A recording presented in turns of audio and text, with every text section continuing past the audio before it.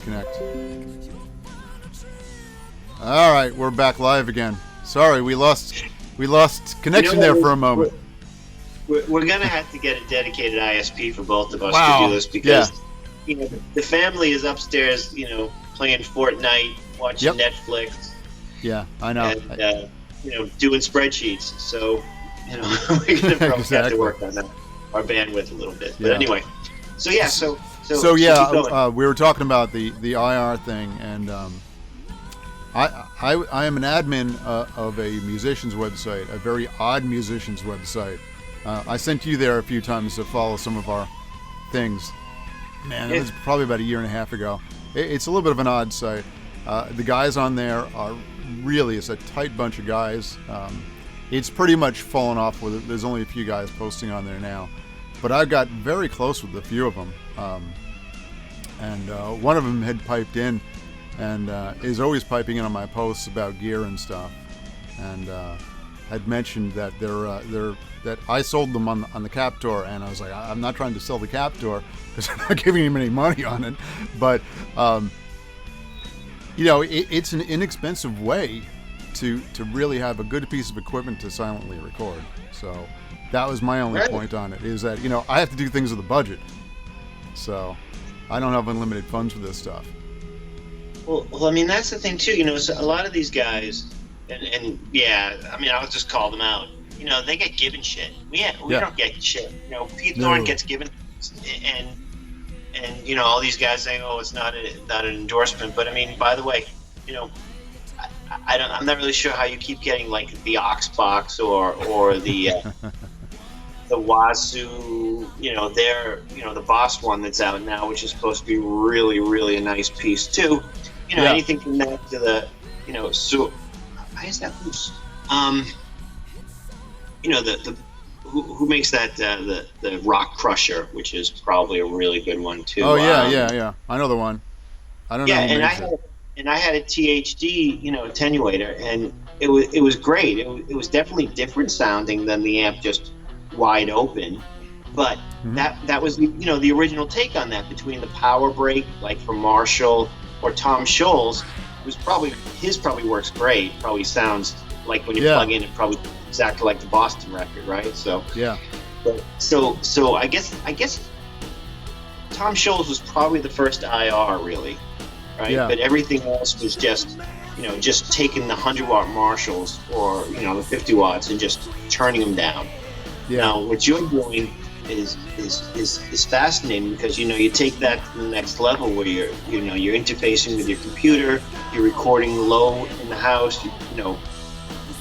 You could probably switch it over to a couple of different cabinets pretty easily, which is great, right? Yeah. So I mean that's huge. So, and the guys working on these things are brilliant. So I can make fun all I want, but I mean, the work you've done with it and just what you do, it's amazing. So I've just kind of in the past year and a half kind of gotten into it, and it's just it's amazing, because I'm obviously old school, get the old tube amps back there, and you got a cabinet back there and throw a mic in front of it, and I'm such an idiot that 4x12 has 3 different style of speakers, because I want to be able to record 3 different sounds, So that's the nice thing about the IRs, is I don't have to have 3 speakers, I have the IRs have the opportunity to have 30, 40, whatever I want to purchase at the moment. So right, if I want to have a V30 and 1 cab on it, and a greenback on another, or anything I want. So cabinets I don't have, speakers I don't have. So of course microphones. I'll use a 57 on everything. I do have I have a good vocal mic for voiceover work, but other than that, man, everything else for me is a 57. Right, and that's been the tried and true, because I mean the thing can take a massive amount of volume. Absolutely, right? And you can't, man, you can throw them again. You can use them as a hammer, honestly. that was one of the things on the website. I'll plug the website real quick. It's amplifiers.net. Mm-hmm. Yeah, if you want to find some weirdo musicians, that's the place to go. But yeah, we used to joke about a 57 man because if you Right. have to, if you can use it to mic your amp, you can use it as a vocal mic if you need to, and if you need to hammer in the backdrop for your band, you can still use it for that too. You know, so Yeah. it is a jack of all Exactly. trades. You know, and of course, I'm still using them all the time. So Well, what I is mean, your what are you in the process? You sent me pictures of this massive pedals you have here. well, first off, uh, uh, doing the cover band thing, doing the original band, I had pedals set up for that. So right for Grimjack and the Chris Pepe thing, Mm-hmm. Specifically because these are the sounds I need. But now, covering it, doing this, the Aerosmith tribute thing, they have a lot of sounds, and if you get past, the '70s, they start using more and more chorus, and they're using more delays, and they're using more mod effects, right? So between phasers and Leslie type and Univibe type and all that. So and then the talk box, right? So which Yeah. is Right. That's right. You did get one of those, right? yeah. So and that thing, I don't know. I haven't figured out whether it's really a tone sucker or not. But so I had been splitting up, doing two boards, and it just was taking too long to set up. So Johnny, who's in the band, had a big trailer trash board and a looper Mm-hmm. that he got from me, and I bought from him. And I'm in the midst of, first off, having never used a looper, which is really going to be convenient for me too. So I never Yeah. used a looper. Everything I do is just straight through, and this way I can pull things out. There are some pedals that like to be in line, some that don't like to be in line. So I took everything, and on Friday I just bit the bullet and ripped everything off my old board. Right. I didn't want to. It was painful, because everything was working and it looked pretty. So I did that, and then I threw everything on the floor, and then I started just trying to figure out. And first off, I cleaned the looper. I think it had sat for a while, so I de-oxed everything. Mm-hmm. And then I threw all of the distortion pedals in there to see which ones worked best. So Right. in eight Do you loops, want- I had. Do you want to put a picture? You want me to pick that picture up that you? Yeah, throw that you picture said? up. Throw that picture up. All 'cause right. I just have to send it to myself. I didn't do that yet, so I'll do that. And yeah, there's a picture of an acoustic too. You want that in there too, or no? Well, I'll tell you the story of the acoustic really quickly after this. But Okay.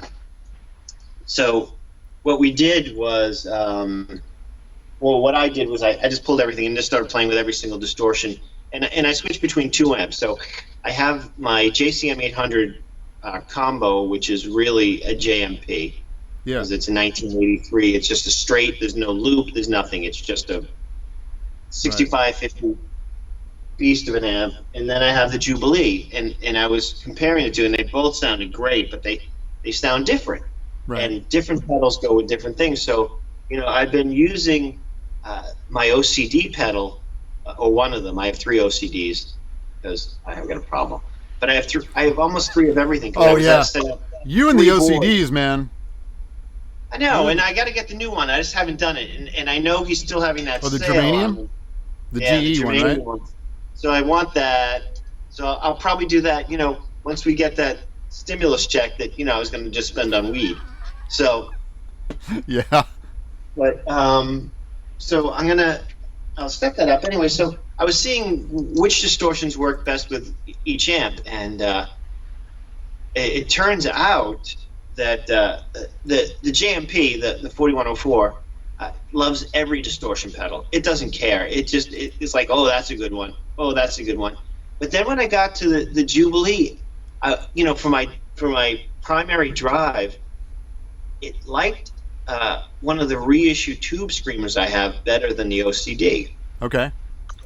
It just worked better. I don't know. Again, if I, excuse me, if I was a guy with a scope and stuff, maybe I could figure out what the hell's going on. But Right. so I'm trying to figure out. But I'm gonna put all three. I'm gonna put that the rev pedal, which is pretty cool. Hold on, let me put this down. Yeah. So I should have it up on the screen in just a second. Yeah. Well, I'm gonna put these up. I'm gonna hold them up. Okay. So for one of these, it's actually dangerous in here right now because everything is on the floor. I mean, every single pedal, every single cable. So here's my main distortion is this thing, which is this Rev 4, which is just beautiful. It just hang on. I'm gonna bring it up in the camera just a little bit more. Like that. No, height wise. There you go. Height? That's it. Okay. I can zoom you out a little bit too. Let me do that. It's purple, so it's pretty nice looking too. Yeah, it does. It looks good. And it's a little aggressive. It's got a great mid jump, bump in it, which is great. So this thing really cuts through. So I use it a lot for lead, and then this is a reissue from years ago. I mean, this is like one of the first reissues of this because I had lost a TS10.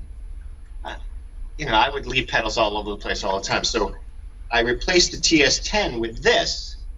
So, okay. And now, of course, the TS10 is worth a fortune. God knows, because of John Mayer. Right. But this one sounded really good, and it's funny because in the other amp, so even this sounded great. Yeah. In the jam. I mean, this is people can make fun of these all you want, but you plug this in and you get it set right, you sound like Randy Rhoads. Not playing wise. But, absolutely. So you get that. So everything's everywhere, and then then I'm gonna just take the George L's and make all the cables, and people can get mad at me because I'm not soldering them, but I think I've never had a problem with these, though I haven't been using them lately because the pedal board's been set up right. So anyway, it's a wreck in here. I got 3 wahs and just trying to get it all together. What I did pull out, though, which is something really cool, which actually sounds great, believe it or not, with the JMP. So this thing is a handmade top hat boost / AB clean, bypass, and boost, right? So the cool thing about this, which it weighs a ton, it's a tank, right? But you can set your low volume. It's like makes a 2-channel amp out of 1 channel. So it sets a low volume, you hit that, then a high boost. This thing is great. I'm afraid to use it anywhere because I think they only made it for like 1 year, and it's one of those things that'll be rare. If anybody cares. Right. Now, the other thing I'm going to try and do, which we talked about, is I'm going to try and trick my friend Andy Aldort into lending me his Klon so that we can play that and make fun of it. Right. Because, we should. Anyway, so the whole board's coming back together, and everything is all over the place. And I'm still going to figure out whether the wireless is going to go on the board or just I'm going to use it as an adjunct whenever I need it. So it's not taking up space, and I'll just throw it on the floor and plug into it. It's not really a big deal. Okay. But everything else, I'd like just to have it just set up because the tech that you and I use, Mike, was like, why do you have 2 boards, and why is everything like this? We could just get everything on 1 board. I'm like, okay. So yeah. I think he got upset when he was breaking me down and everything. It was like taking him like 15 minutes and stuff, where everything could have just gone in 1 bag. But he's good. He's a good kid. And, he's a good guy. And loves doing it. So so again, like everything else with Grimjack, we were in there, but we share the same tech, and we do that, and we use the same amp tech. Yep. I will bring my guitars over to Joe. Yeah. I just haven't done it yet because my Gold Top is just really an unhappy guitar. Yeah. So I don't know if you brought up the picture of the floor. That was all the distortion pedals all plugged in and just playing around. I'm gonna bring it up now. Hang on. Of course, I'm having problems. Of course I am, because why would I not have problems? You know what I could just do? Let me do this.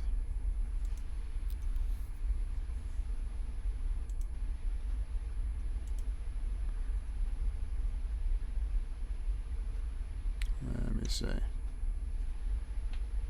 Wow. Okay. Oh, of course, I'm not going to catch it. I will eventually get this up here.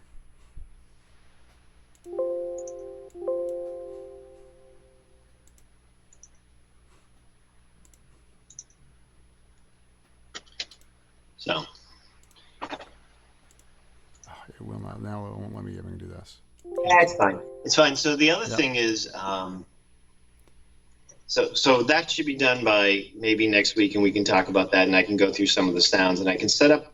I don't know if you saw. So I'm trying to get the whole camera thing together too. So I got the tripod and a small camera out. So I'm trying to get that to integrate with what we're doing here, so that we can get to the next level, right?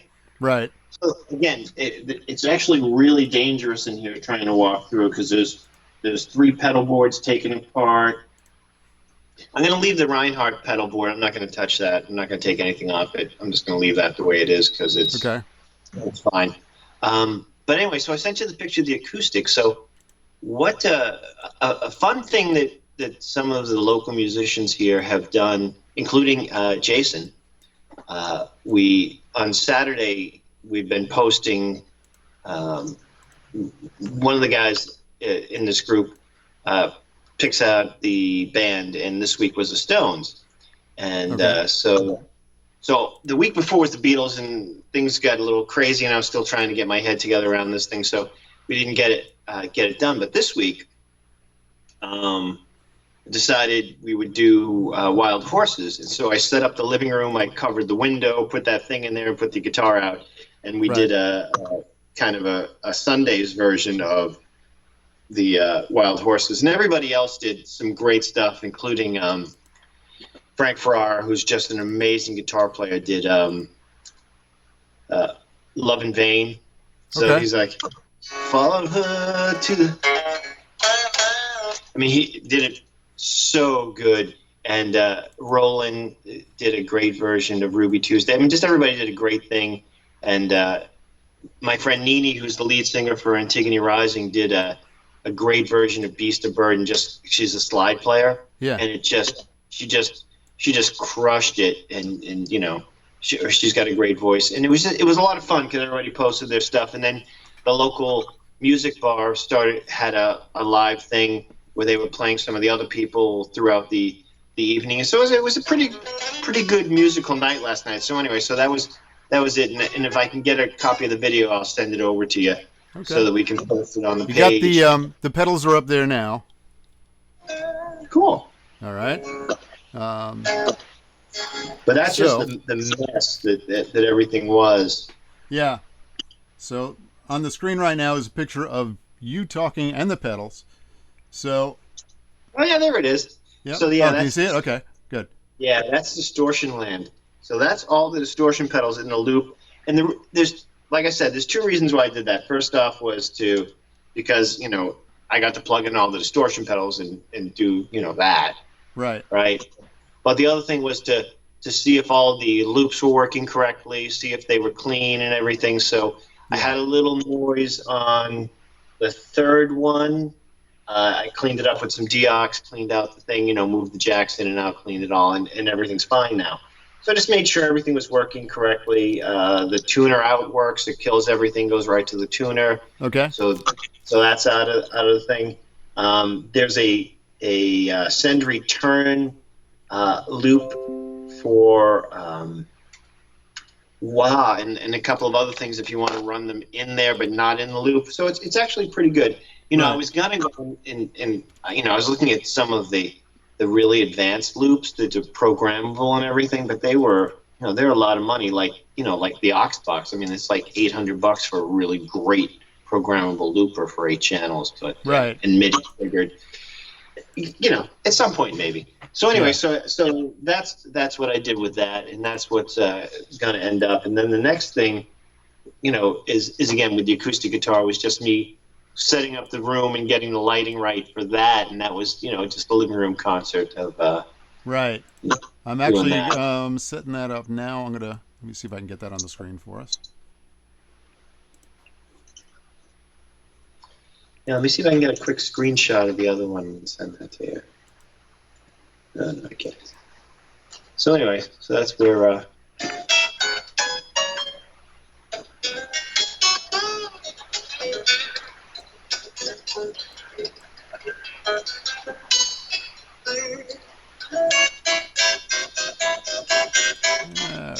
Yeah, you got the acoustic up there now, so you can see that. Here it is. Yep. So that's my poor man J. That's a J150. Right. It's got electronics in it, but it's only just the pickup, so you need a pedal and little acoustic booster on the outside just to try and get a little cool sound. It's a great sounding guitar. Is it down here? Oh, it is down here. I can go grab that real quick so you can hear that. I'll come back on the screen for a minute. Yeah. So we'll starting to get used to this program now. Right. We may lose connection here and there, but all right, we'll get there. Yeah. So this is just it's got a great back too. For a 150, I don't know if you can see this. I don't know if the lighting's hitting it right, but it's all flame back and everything. Yeah, and can't quite see the front flame, but yeah, it looks nice. Yeah, it's nice. It sounds great too.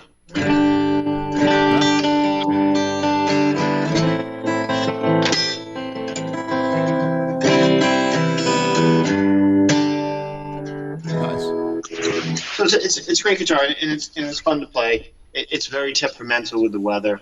Yeah. It hates the summer, loves the winter when it's all dried out in here. Yeah. I got to figure that out. I wish I don't know whether it should be as dry as it seems to like it to be, but right. I got to go with live strings anyway. But we talked about that. And you have a dehumidifier in the case? What was that? Do you have a dehumidifier in the case? No. Yeah, acoustics, I think you need to have one of those in there. They're just little, like, inserts. They usually go in the little pocket. Yeah. Yeah. I'm going to leave it then. I'll never see it again. Yeah. It'll go in there and be gone. Yeah, that'll be it. Have you used that live?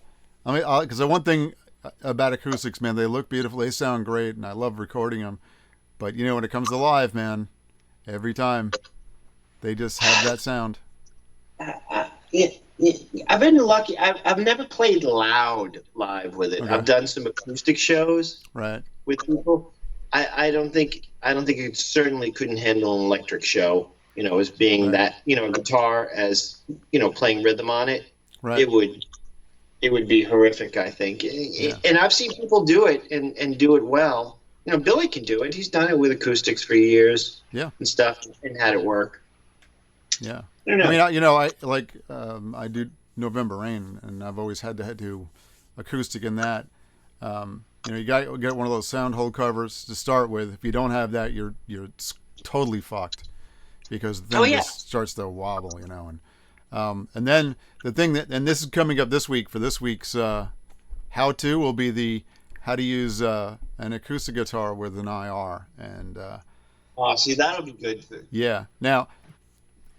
I was doing it with an acoustic, but then I went and switched it over to. I did it with my Nashville Power Telly, which has a piezo in it. Very inexpensive guitar, and it's a great beater up guitar, and has a piezo, and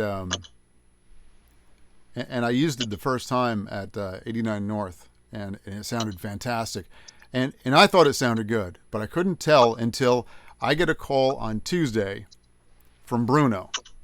Yeah. Right? And he says, what the fuck are you doing there? What is going on? Like, it sounded like it was sampled. It sounded like a true acoustic. And I'm looking down, and you're fucking me up because you're playing a telly. What the fuck was going on? So I was explaining to him that, no, it wasn't sampled. It's I'm using this. I'm using the Captor, the thing I'm selling, trying not to sell. This isn't the Captor. This is the Cab M. Yeah. So I'm using this. And all the IRs get loaded in there. So sometimes I use it for speaker cabinets, and then I have some that are loaded up for acoustic. So, my live acoustic sound is amazing, and I'm playing it out of a fucking Telecaster. That's freaking awesome. Yeah. That's awesome. I mean, the tools are there, right? Yeah. Why not use them? Yeah, and honestly, for the price, it's under $3. And now they've got some new thing where it's the Captor and that all in one. So it's probably, I just did it because it's, I'm cheap as fuck. So one I bought, and then the other one's like, oh, and I could use a birthday present. This other thing would be really cool for me, And so yeah, it worked out. Amazing. Some of the stuff that we could do with this is just so freaking cool. Yeah. But again, you said, the acoustic is a I don't know, it's a beast, and it's great. But live, it's hard, especially in rock bands like we are. Yeah. It has to come. Number one, it's not going through an amplifier, so it's got to go through front of house, and then they got to send it back to you out of a monitor, and that's always very clean sounding. Got a lot of bass on it, and it comes back at you, and it's rumbling, and then it starts to feed back if you don't have something, covering it up. There was one night I covered it up with duct tape because I lost my sound hole cover. Yeah. And you had no choice. And you got to stay in a sweet spot too to hear it. Yeah. Right? Or you're just done. So, you're balancing, this thing feeding back and being able to hear it. Yeah. Right. So that's the thing too, is when you're at the hand of the sound man. Now we've got some great soundmen, but they're making sure it's loud enough for us. But the problem is if it's too loud and it's starting to feed back, I can't go over and turn it down. I got to make some type of weird hand gesture, and I can't do that because my hands are on the guitar at the same time. It's especially bad for me in November Rain if I'm doing Patience, because it's just me and it's just the singer Brian, and the other guys are oh, this is our water break, and I'm sitting there, and the funny thing is every fucking time we get to the second verse, Brian says, "What's the next line?" And I'm sitting there like I'm trying to play. Don't even talk to me. Don't even talk to me. I'm trying to make sure this thing does not start screaming. Yeah. If one hand off a string and that thing will just go, batshit. Yeah.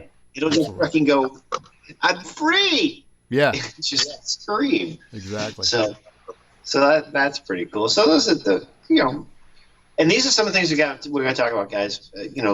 Making fun of people and just some of the challenges of playing, live in an environment that you have no control over, Yep.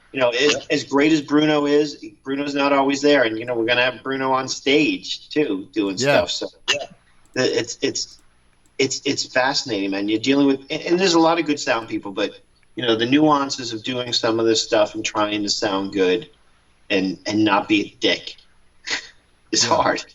Yeah, exactly. So you were saying, sorry, I'm backtracking because I'm trying to do tech work here at the same time. So you're using George L's on your patch cables. Yeah, I'm going to do that. Again, if everything, I'll know pretty quickly once I start wiring, and I'll wire it one step at a time, right? Trying to get it to work. If I start to have a hard time with them, and they're not really working, then I'm gonna have to start soldering. Right. And, I had the Lava endorsement, and I love their cables. Love their cables. So I was using. They have those these mini ones. I'm gonna bring them out for an example. And I love them because they're so small on the pedal board.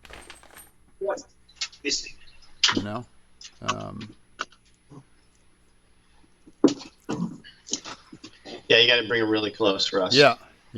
So, this is one piece of it. Yeah. Okay. And it goes into this part of the cable. Yep. And just kind of screws in, and they hold up pretty well. And I've never had any. Every once in a while you get a little bit of a connection. You know where the problem came? And the last time, you remember I told you I got my Terraform, right? I've been waiting for this pedal. I don't go on waiting list for pedals.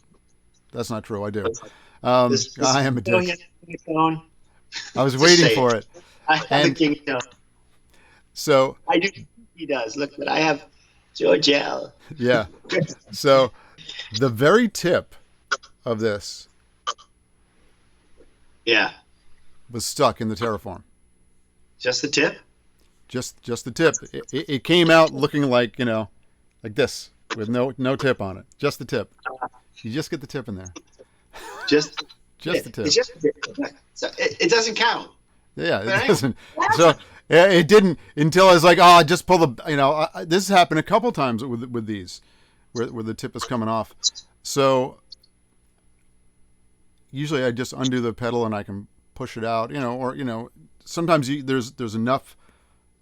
It's got a little spline that comes out, and usually you can grab that. But it was in deep enough where I couldn't grab it, and unfortunately, the Terraform is it's got a little bit of a curve on one side. It's got a weird shape to it.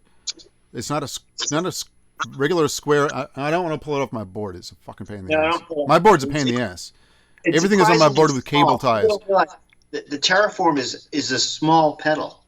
Yeah, it is. It is. It's a small pedal, but it's got a weird shape to it, and you just can't pull 4 screws off and take it out and get to the jacks. Because I took 4 screws out and I started cursing like, what the fuck am I doing here? And this thing was seriously in my house for an hour at this point. So I finally borrowed a pair of tweezers from my daughter to her eyebrow tweezers to go in there, get the spline, and then I had to take a pair of pliers to squeeze the tweezers because they were too small, and then pull it out. So I did get it out, but that's it. These are all going in the garbage. Everything I use is soldered now. I like to solder them anyway. Soldering isn't so bad. It really isn't. You have a lot more because you have the looper now. You're doing 2 for every pedal. Yep. So it's gonna be weird. Yeah. So I'm gonna do that.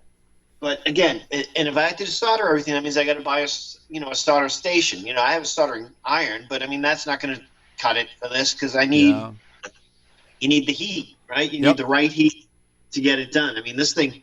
I mean I have it. The thing works well enough to change out a pickup, but it's not going to work for making cables. Yeah, I hear you. I don't know. I've gone through enough cables, and I always end up, every time my board is done, which has been, how many times has my board been done since I've known you? Probably 15 times. And over again, and over and over. And, I'd gotten everything together with, my standard board, but then, having to add, a little more modulation, the talk box, the wireless, because you need to have that too, is just, the cover band thing is completely different, completely different. Yeah. So you got to nail stuff. That was a conversation I had with my friend, Nini, who I was talking about before. She goes, "Wow, that's a stressful gig. You got to nail everything." And I'm going, "Yeah, you do. You got to really kind of really do it. I mean, you're not pulling any obscure stuff. You're doing stuff that people know to start with. Right." You're talking to Aerosmith, so there's a lot of guitar players that are going to be there, and everybody's going to be standing there. Oh yeah, arms folded. November Rain isn't easy either, man. That's absolute.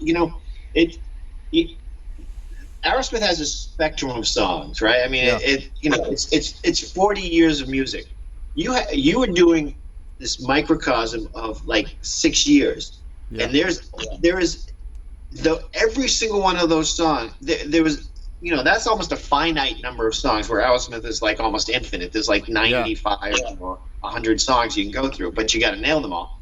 But this, people know every single nuance of the Guns N' Roses stuff. Yeah. Every single one. So your delay is wrong on Welcome to the Jungle, and people are all like, "Yeah, what the fuck is that?" Yeah. On that, this sucks. The only good thing about the GNR thing is they usually played so hammered. So you can just say, yeah, we're going for their live sound tonight, That's fine. Man. Did you see that? What was it? Is one of the maybe 90 the VMA awards where Slash was so bad in November Rain, and it was just that he was going through his tough time. Yeah. But man, he was going through a rough time that night. I'll tell you that. He was having some issues that night. Yep. So That's why you good. keep saying is like, yeah, I'm Izzy's bad night, man. Every time. I'm Izzy right before he left. Yeah. I'm Izzy right before the video for what didn't you Yeah, show? the Me? one with Don't the you- sign, the video. Whichever video Where's that, Izzy? that morning when you decided, all right, I'm not going to this multi-million-dollar video shoot. Fuck Yeah. it. Imagine that bad. Yeah. You know, fuck this. I'm not even going. Yep. Yeah, we're shooting $1 million video. Yeah, not going. Yeah. I have a somewhat similar issue, but we'll get into that in another show. We will. Why don't we wrap this up like Yeah, yeah. We've had a good show. We did. So we talked about some cables. Who are we going to say fuck you to tonight? that? Fuck you. Who pissed me off this week? Oh God. Well, I did go for a walk and listen to. I need to clear my head, so I needed loud music. So I put on the latest Big Wreck record, but for the Sun. Yeah, And I listened to it today also. Fuck him because he's locked down and he's doing Instagram videos of him playing slide. My slide playing sucked, and he's doing With You or Without You and just crushing it. And everything else he's doing, just sitting there, I guess just waiting to get unleashed and playing. So fuck him. He can't be that good. No. I sent it to Andy, and Andy was like, "Oh, that's pretty good." I'm like, "Yeah, whatever." Yeah. It's for me. All right. So my fuck you today will be poor Mr. Kotzen. He's my nemesis because, well, number one, we know I'm in love with him, and there's a restraining order against me. Okay. It is. I know you got to use my ID when you go to the club. I know when I go to the shows, it's like, yeah, this is I'm Tom C. Yeah, I saw two things in this week. He put out a video from his 50 for 50, which, number one, you put out 50 songs. I'm hoping 42 of them suck. Me and you too. know what? They don't. Because the 50 songs that I've ever written, 2 of them are good. Yeah. Yeah. I mean, screw this guy for that, Yeah, that's but just he goes in the quarantine, right? He does a video. He made a video at home. He released it last night. Last night, right? And he's sitting around in pajamas and sweats, and it's funny. And this guy still looks fucking, like he still looks like him. Like fuck you. Have all the talent and the looks too. Oh, and by the way, you can sing. Fuck you. Oh, I know he can sing. Yeah. He can. Jesus, he can sing. Yeah. Yeah. Okay. And then, I was, I have Google as my, Chrome is my browser on my phone, and I pop it up and it comes up to the Google homepage, and I get a few little news blips, and it's whatever I'm usually searching and browsing, so obviously anything that comes up with Kotzen, immediately goes to my phone because restraining order and shit. Restraining order. I know.